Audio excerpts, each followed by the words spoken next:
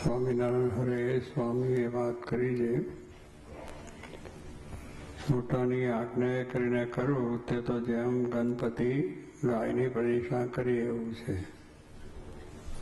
શિવજી આ બે પુત્રો ગણપતિ ને કાર્તિક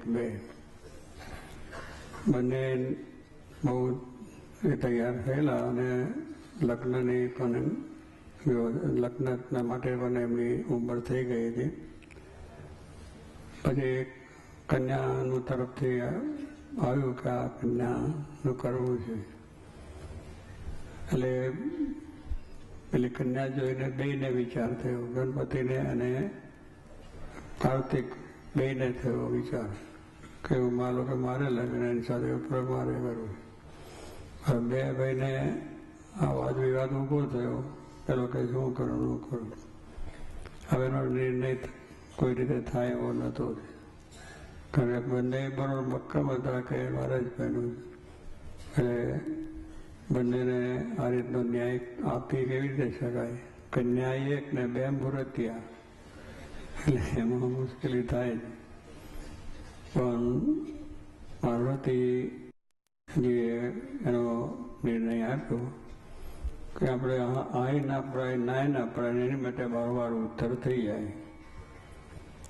એટલે કે એમને કહ્યું કે આ પૃથ્વીની પ્રદક્ષિણા બંને કરવાની અને બંનેમાંથી જે પહેલો આવે એને કન્યા લગ્ન એની સાથે લગ્ન થાય.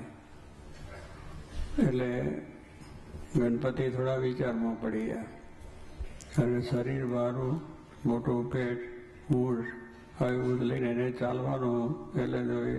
અને કાર્તિકને મોરનું વાહન, કાર્તિક છે મોર ઉપર બે એટલે મોર તો બહુ ઝપાટા ઉપડે અને ઉડીને પરીક્ષા કરી પહેલો આવી જાય. અને ગણપતિને ઉંદરનું વાહન, હવે ઉંદરમાં મોટો પાટડો પડે તો ઉંદર બિચારો ચાલી શકે ખરો, ભૂખા ભૂલી જાય. ગણપતિનું શરીર તો બહુ ભારે, હવે એમની ઉપર બેસીને કેવી રીતે હોય ચાલી ના થઈ શકે. એટલે ગણપતિ જરા ઉદાસ થઈ ગયા કે આ રીતે આપણે કન્યા મળશે નહીં, જે આ વાત કરી એમાં.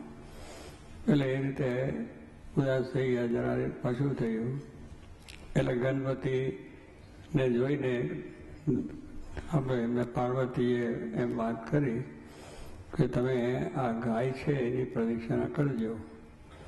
અને એની પ્રદક્ષિણા કરવાથી પૃથ્વીની પ્રદક્ષિણા થઈ ગઈ. કારણ કે ગાય એ પૃથ્વીનું સ્વરૂપ છે. આપણે માનીએ છીએ ગાયની પ્રદક્ષિણાથી આખી પૃથ્વીનું કર થઈ જાય. એટલે પહેલી વાત એને સાંભળીને ગણપતિ રાજી થઈ ગયા કે બરોબર છે.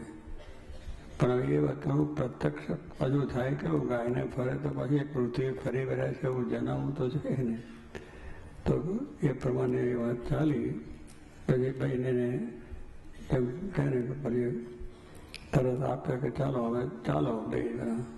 એટલે એકદમ મોડ કોઈ બેસીને એ તો ઝપાટા બંધ ચાલવા માંડ્યા. ગણપતિ વિચાર કરે પણ કયું પાર્વતી કે તમે આ પ્રમાણે કરશો તો તમને થઈ જશે ગાયનું. એટલે તો પછી ગાયની પ્રદક્ષિણા ત્યાં હતી, ગાયની પ્રદક્ષિણા આમ ફરવા માંડ્યા. તે મોર છે એની આગળ આગળ ગણપતિ દેખાય.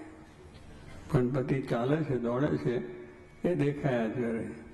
પેલા કાર્તિકે બહુ એક્સિલેટ દબાયું, આપણે દબાવ્યું મોટર ફાસ્ટ કરવા માટે કે આગળ જવા માટે. એટલે બિચારે બહુ પ્રયત્ન કર્યો એની રીતે કે વધારે મોર ઉડે આમ તેમ. પર એ જેટલો સિલેક્શન દબાવે પેલાનું ડબલ ચાલે ગણપતિનું.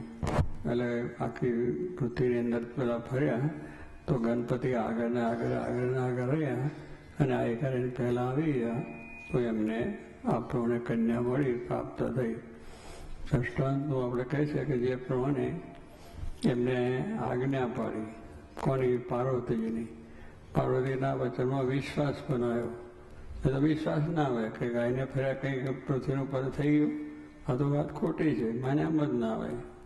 પણ ગણપતિને વિશ્વાસ કે માતાએ કહ્યું છે બરોબર છે અને એ પ્રમાણે એમને કર્યું તો એમને કન્યા મળી ગઈ. રાજીપો થઈ ગયો, એને પ્રસન્નતા થઈ અને આ કામ થઈ ગયું છે.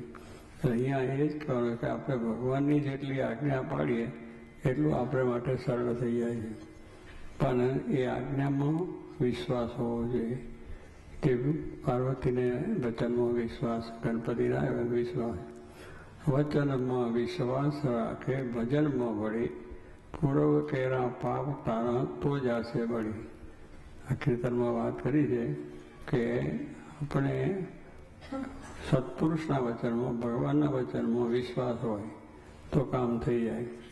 વિશ્વાસ આજે દુનિયાને મનુષ્ય શરીર ભગવાન હોય છે એટલે વિશ્વાસ ના આવે કે આમ કંઈ બનતું છે કે એમ થતું છે. પણ શ્રીજી મહારાજે પણ વચનામાં કહ્યું, એમના સંવાદમાં છોકરાએ કહ્યું કે ભગવાનની આજ્ઞા થાય અને એ પ્રમાણે કરીએ તો આપણે મૂર્તિ ભેગી આવે. આજ્ઞામાં મૂર્તિ ભેગી આવે છે એટલે ભગવાન પોતે જ આપણી સાથે આવે. એમની આજ્ઞા પાડીએ તો એ જ આપણને આવે. પણ એ વિશ્વાસ હોય તો એ આપણને થાય, પણ વિશ્વાસ ના હોય તો કામ ના થાય. વિશ્વાસ હોય તો થાય છે. દુનિયામાં એકબીજાનો વિશ્વાસ હોય તો કામ ચાલે છે, પણ વિશ્વાસમાં ન. એટલે વિશ્વાસ કે વચનમાં વિશ્વાસ રાખે, ભજનમાં પડે, પછી ભજન કરે એમના આજ્ઞા પ્રમાણે, તો એની મૂર્તિ મહારાજની ભેગી ભેગી હોય છે એ થાય છે. એટલે દ્રષ્ટાનો સિદ્ધાંત એટલે છે કે જે આજ્ઞા પાડી તો ગણપતિને લાભ થઈ ગયો છે. એમ આપણે પણ ભગવાનના ભક્ત છે, ભગવાનના દાસ છે, સેવક છે, ભગવાનને રાજી કરવા છે તો દરેક આજ્ઞા પાડવી.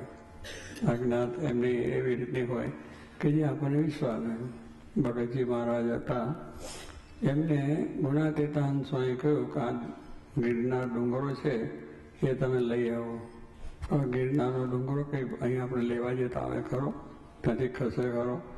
હવે સહેજે જ આપણને વિચાર આવે, બધાને આવે બેઠા એની અંદર, કાં તો કોઈ દાડો બને જ નહીં. એટલે એ આજ્ઞા કરે તો એ કહે, સ્વામી આ તમે કહો છો પણ એ ના આવી શકે.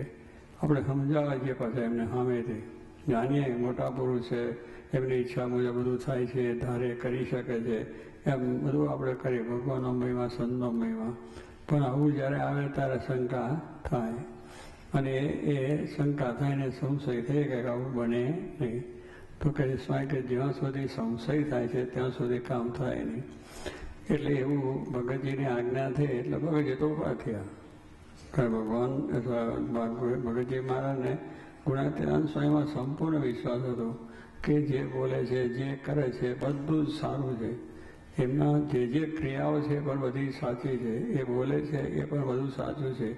એ પછી આપણે દુનિયાને ગમે તે તો એ વિશ્વાસ હતો, ઊભા થયા. પછી આપણા જેવા ડાયા તો બેઠા હોય ને